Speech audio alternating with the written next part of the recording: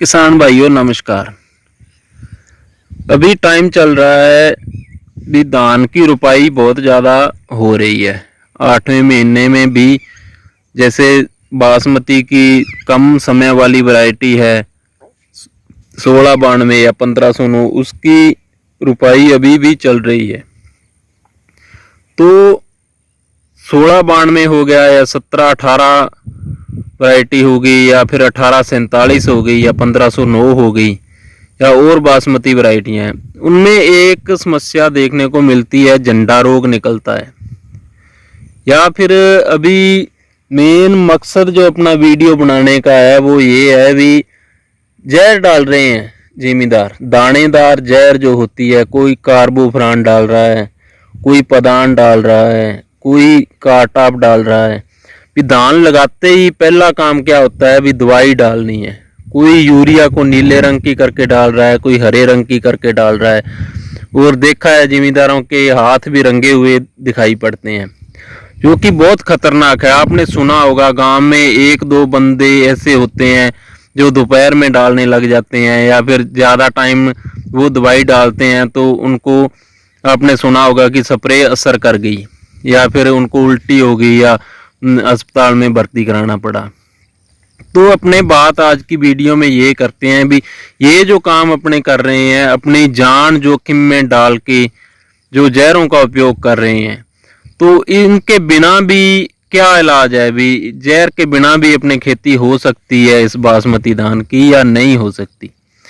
तो ये जो धान देख रहे हो आप, ये लगभग 15 दिन का धान हो गया है।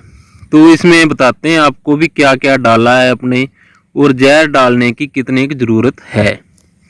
तो यदि चैनल पे नए हो तो सब्सक्राइब जरूर कर लें चैनल को, और वीडियो पूरी देखें यदि आप धान की खेती करते हो तो। इसमें कोई डॉक्टरी नहीं बताई गई है वीडियो में, इसमें सिर्फ आपको व्यवहारिक जानकारी ही दी जाएगी, जो अपने खेत में किया है वो बताया जाएगा। ठीक है भाई। तो इस धान में क्या किया है कि अपने कोई जहर नहीं डाला गया, कोई दानेदार यूरिया के साथ मिला के नहीं डाला गया जहर, और कोई वैसे नहीं डाला गया। सिर्फ हर्बिसाइड जो डालते हैं अपने, वो तो पेंडामेथिलीन जो होती है, और एक साथी बोल सकते हो आप, भी घोड़ा मोथ होती है उसके लिए साथी डाली हुई है, और दूसरे घास के लिए जो प्री इमरजेंस अपने पीले रंग की दवाई आती है, पेंडा या दोस्त या पेंडोरा नाम से आती है, वो डाली है। वो रुपाई के तुरंत बाद में दूसरे दिन डाल दी थी। इसके अलावा इसमें कोई भी दवाई नहीं डाली है। तो दवाई इसमें डाली है तो क्या डाली है वो बताते हैं आपको। तो आपके ये इसमें बासमती में पहली दिक्कत होती है झंडा रोग की होती है, भी झंडा रोग आता है। तो झंडा रोग के लिए इसमें डाला गया है ट्राइकोडर्मा। ट्राइकोडर्मा अलग अलग कंपनियों का आता है, जैसे टी स्टैंड कंपनी का बायोकेरेप के नाम से आता है, या और कंपनियों का भी मिल जाता है। तो वो आपकी सुविधा के अनुसार आप जो कंपनी अच्छी लगती है वो 1 बीघे का 1 लीटर या 1 किलो डाल सकते हो। उससे झंडा रोग भाई नहीं आएगा। ये देख लो, पूरा धान दिख रहा है आपको, कहीं भी झंडा नहीं दिखाई दे रहा। नर्सरी अपने खुद तैयार की थी, इसकी नर्सरी में भी डाला था ट्राइकोडर्मा, और बाद में धान लगाने के 8-7 दिन बाद जब धान की जड़ चल जाती है तब इसमें मल्टीप्लाई करा के डाल दिया था। मल्टीप्लाई का मतलब ये नहीं कि मल्टीप्लाई अपने वैसे ही करवाया था, 10 किलो एकड़ के हिसाब से गोबर की खाद ले लो, और उसमें जो ट्राइकोडर्मा जितना आपने 1 एकड़ में डालना उतना डाल के, और 2-3 दिन पेड़ के नीचे छोड़ दो। तो उससे क्या होता है, ये अच्छी तरह से रिजल्ट इसका डबल हो जाता है। तो यदि आप नहीं भी मल्टीप्लाई करने का टाइम आपको, तो वैसे ही गोबर की खाद में मिला के डाल सकते हो आप, कोई दिक्कत वाली बात नहीं। और किसान भाई कहते हैं भी इसकी जड़ों में फंगस आ गई या जड़ों में कीड़ा आ गया। मैंने तो आज तक भाई जड़ों में कीड़ा देखा नहीं।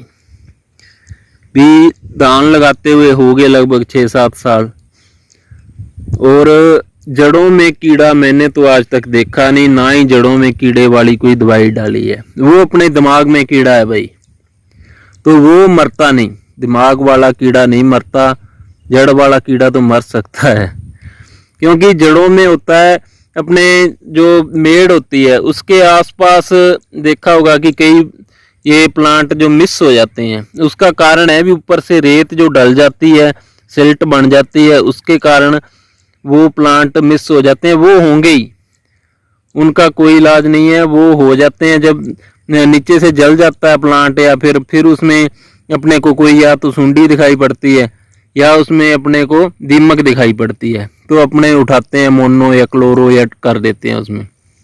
तो ऐसा करने से कुछ नहीं होता। कोई कहता है जी इसकी जड़ों में गांठें होगी तो जरूरी नहीं जहर डालना है, कार्बोफ्रान डालनी है। गांठों का इलाज है, बायो निमाटोन नाम से दवाई आती है, या पसिलोमाइसिस एक बायो फंगस है, तो उसका उपयोग कर सकते हैं अपने। इसमें नर्सरी में भी कर सकते हैं, अपने इस जो दान देख रहे हो इसमें नर्सरी में भी किया हुआ है उसका उपयोग बायो निमाटोन का, निमाटोड के लिए भी जड़ों में गांठें ना बने। और रोपाई के 8-7 दिन बाद भी 1 एकड़ का 1 लीटर आप डाल दो तो ऐसी कोई दिक्कत नहीं आएगी। सिर्फ 2 ही दवाइयाँ डालनी है आपको, बायो निमाटोन और ये जो आपकी बायो निमाटोन या निमाटो फ्री के नाम से, या निमाटोड के लिए आप यूज कर सकते हो किसी भी कंपनी का, और ट्राइकोडर्मा।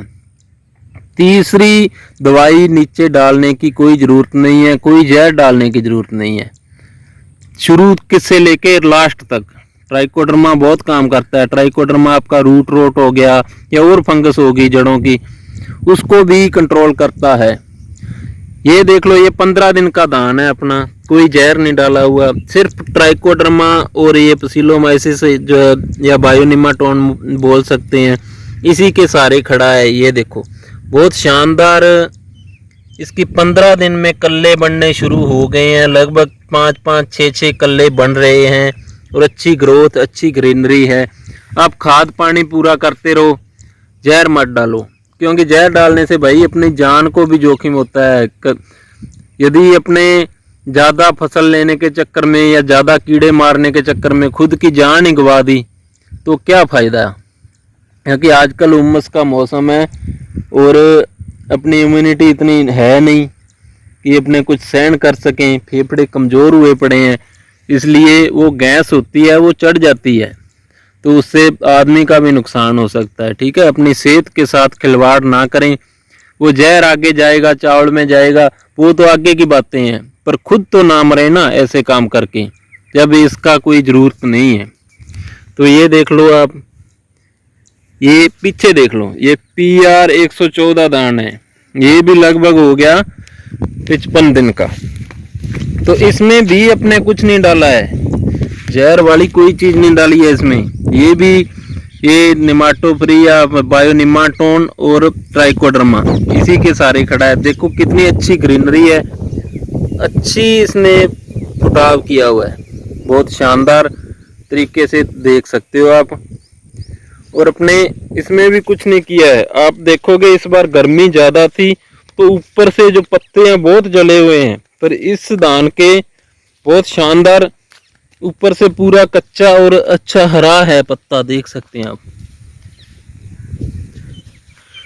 ठीक है, तो कोई जरूरी नहीं कि जहर डालेंगे अपने फिर ही कुछ होगा। ये देखो कितना शानदार, लगभग 70 कल्ले बना रखे हैं इसने बिना जहर के। तो जहर के ऊपर इतना जोर मत दो भाइयों, जो भी दिक्कत है उसका इलाज चलो करना पड़ता है, पर अपने दान में पता क्या, दान वाला जिम्मेदार ये सोचता है कि जितनी देर जहर नहीं डालेंगे तो दान लगा दिया, फिर बोलते हैं दवाई नहीं डाली। दवाई कौन सी, वो गंदी दवाई डालनी है। ये देखो अपने दान में मकड़ी ने जाले बना रखे हैं, क्योंकि यहाँ पे जहर नहीं है तो और भी मकड़ियाँ इसके अंदर भी बहुत होगी, तो आगे आने वाले रोग को भी ख़त्म करती हैं ये। तो अपने मित्र कीट नहीं मरते यदि जहर नहीं डालते। तो अपने मैं जो धान की फसल करता हूँ, मैं बासमती भी लगाता हूँ और पीआर भी लगाता हूँ। सिर्फ नीचे डालने के लिए ये बायो निमाटोन हो गया या निमाटो फ्री बोल सकते हो आप, और ट्राइकोडर्मा, और ऊपर स्प्रे करने के लिए भी कोई फंगीसाइड नहीं यूज करता हूँ भाई। मैं स्प्रे भी सिर्फ सूडोमोनास की स्प्रे करता हूँ। सूडोमोनास से क्या होता है, जो बीएलबी रोग आता है, अपने ऊपर से पत्ते जल जाते हैं, वो सही हो जाता है। और भी कोई भी फंगस होती है सूडोमोनास से कंट्रोल हो जाती है।